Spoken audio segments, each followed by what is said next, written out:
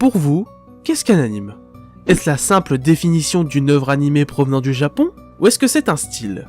A l'inverse, si je vous dis dessin animé, vous pensez à une œuvre animée occidentale pouvant aller des films Disney jusqu'aux séries enfantines diffusées le matin sur Tfue? Ou est-ce là aussi un style? Voilà les questions que la série animée RWBY a fait poser au monde et à moi-même. Ça vous intrigue? J'espère que oui, sinon j'arrête la vidéo là, hein. Abonnez-vous et pouce bleu, hein. Allez, salut. RWBY est une web-série ayant débuté en 2013 sur la chaîne YouTube de Rooster Teeth. Créée par Monty Home, grand réalisateur, scénariste et animateur qui est mort en février 2015 à l'âge de 33 ans à cause d'une grave réaction allergique. Repose en paix Monty. J'ai parlé plutôt d'anime et de dessin animé, mais sachez que RWBY est avant tout une web-série d'animation 3D américaine. Et non, ne partez pas. Vous allez comprendre que ici, la CGI, contrairement à beaucoup de Japanime, est une force à la série. L'histoire raconte celle du monde de Remnant, où, en parallèle de l'humanité, vivent des êtres appelés les créatures de Grimm, ou plus simplement Grimms, qui sont des sortes de monstres plus ou moins intelligents selon les cas, qui s'opposent aux hommes depuis l'aube de l'humanité, cherchant à détruire tout ce qui est en rapport avec elles, et qui sont notamment attirés par les fortes émotions négatives comme la peur, la tristesse, la haine. Contre ceci, les hommes ont créé plusieurs académies d'élite à travers le monde servant à former ce qu'on appelle des chasseurs et chasseuses, destinés à protéger le monde en s'opposant aux Grimms dans un monde mélangeant fantaisie, magie et technologie. Dans cet univers très vaste, on y suit l'aventure de 4 jeunes chasseuses intégrant l'académie de Bacon. Non, pas de blague, t'as pas le droit de rigoler, arrête. On y suivra principalement Ruby Rose. Non, pas celle-ci, celle-ci.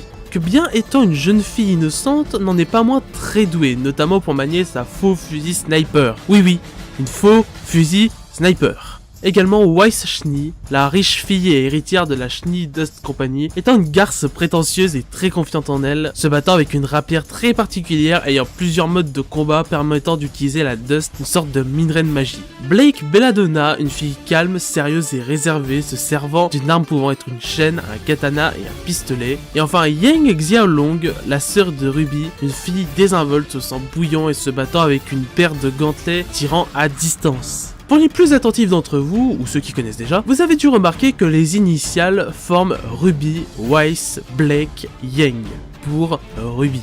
Cela marche aussi avec leurs couleurs respectives qui sont Red, White, Black, Yellow. Ensemble, elles évolueront dans l'académie, se feront des alliés, rencontreront beaucoup de personnes, mais surtout feront face à des dangers bien plus grands que les Grimms. Avant toute chose, si je vous mets cette image de Ruby, vous pensez à quoi ? Si cela vous a fait penser à un autre personnage, c'est normal. Le personnage de Ruby est inspiré du conte du Petit Chaperon Rouge, comme l'était par exemple Son Goku pour Dragon Ball avec le conte de Sun Wukong, où sa popularité est aussi importante dans les cultures en Chine que le Petit Chaperon Rouge en Occident. C'était juste un fact intéressant. Ruby offre un univers très vaste et complet, mais surtout il s'offre des possibilités. Beaucoup de possibilités. Je veux dire, on est dans un monde mélangeant magie, fantaisie et technologie. Il s'agit sûrement des plus grosses directions de fiction en termes de possibilités. Pour autant, le tout reste bien consistant et arrive à ne pas partir dans tous les sens, c'est même le contraire. Du côté des personnages, ils sont tous attachants comme haut en couleur, et c'est le cas de le dire vu qu'ils le sont aussi dans leur design, en accord aussi avec l'univers, tout en gardant tout de même une certaine sobriété qui ne rend pas la série trop colorée. On a aussi une narration forte qui sait justement bien développer ses personnages et qui apprend à évoluer au fil du temps, tout en étant composé de beaucoup de mystères nous tenant en haleine. Mais au final, quel est le plus gros atout de Ruby? Son univers? Ses personnages? Sa narration? Peut-être ça.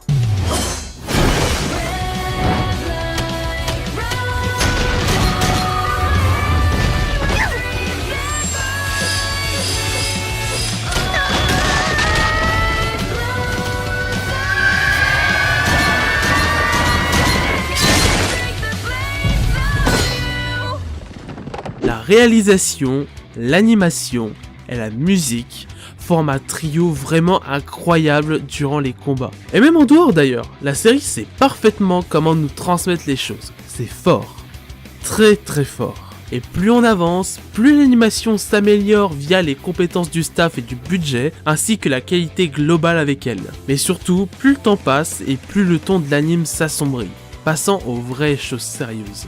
Après, je sais que certains seront en mode « Oui, mais Dorian, une série d'animation 3D qui n'est pas japonaise, mais en plus qui est doublée en anglais, moi j'ai du mal, tu vois. Et à ça, je vous réponds de ne pas vous laisser vous faire bloquer par ce que vous voyez peut-être comme un obstacle, car cela n'en est pas un, c'est une force. L'animation rend cette œuvre unique et le doublage anglais est vraiment très bon. Cependant, sur ce point, si vraiment vous n'y arrivez vraiment pas, il existe un doublage japonais. C'est une parfaite transition pour revenir à ce que j'ai dit en début de vidéo. Un anime ou un dessin animé sont-ils désignés par leur origine ou bien par leur style? Eh bien, je pense que ne pas considérer Ruby comme un anime du fait de son origine occidentale est aussi pertinent que de ne pas considérer les mangas français comme des mangas, car ils ne viennent pas du Japon, bien qu'ils en suivent absolument tous les codes jusqu'au sens de lecture qui n'est de base pas adapté pour nous. À part quelques exceptions, les dessins animés sont avant tout des séries enfantines, allant au mieux jusqu'aux très jeunes ados, et principalement destinés aux jeunes enfants. Bah oui, des trucs comme Sam le Petit Train ou La Maison de Mickey sont largement plus simples à produire en termes de budget et de technique. C'est des trucs minimalistes, sans conviction, servis réchauffés aux gamins, et ça rapporte beaucoup plus derrière. Tiens, je devrais peut-être en parler un peu plus un jour.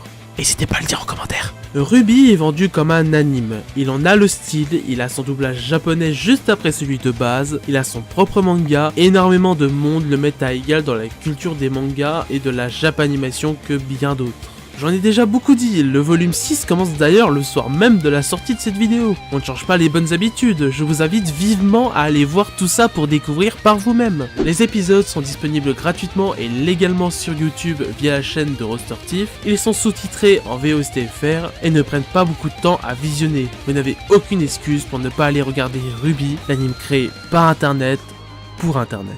Dites-moi ce que vous en avez pensé en commentaire. Également, chaque vidéo a ses débats, donc n'hésitez pas à rebondir sur certaines choses et certains points avec lesquels vous n'êtes pas d'accord avec moi, comme la définition d'un anime et d'un dessin animé par exemple. Comme d'habitude, le pouce bleu si vous avez apprécié la vidéo et que vous souhaitiez m'encourager, et vous abonner pour ne rien rater du contenu à venir. C'était Dorian, et surtout n'oubliez pas...